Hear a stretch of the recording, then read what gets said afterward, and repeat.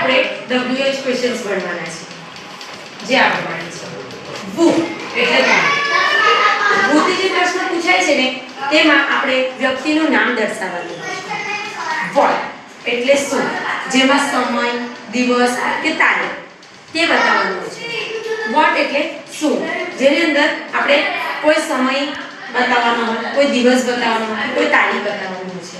Which એટલે કયું અને કઈ, કે જેવી રીતે કે ફોર એક્ઝામ્પલ વિચ ક્લાસ આપણે એવું પૂછીએ તો એની માં આપણે કયું કે કઈનો ઉપયોગ કરીએ છીએ કે કયા ક્લાસમાં એ પ્રમાણે થાય છે.